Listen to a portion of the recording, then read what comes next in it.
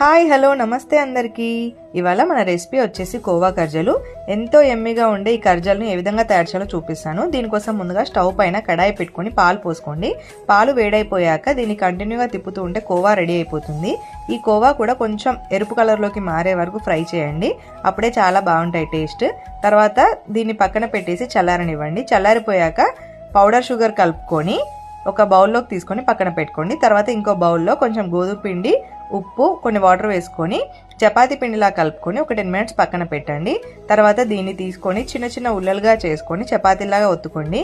ఒక చిన్న బౌల్తో పూరీ సైజులో చిన్న చిన్నగా కట్ చేసుకొని తర్వాత ముందుగా రెడీ చేసుకున్న కోవా మిశ్రమాన్ని వీటిలో నింపేసి వీడియోలో చూపిస్తున్నట్టు చిన్నగా అల్లుకోండి। అప్పుడు మనకు కర్జలు రెడీ అయిపోతాయి। తర్వాత ఇంకో ప్యాన్ తీసుకొని దాంట్లో ఆయిల్ పోసుకోండి।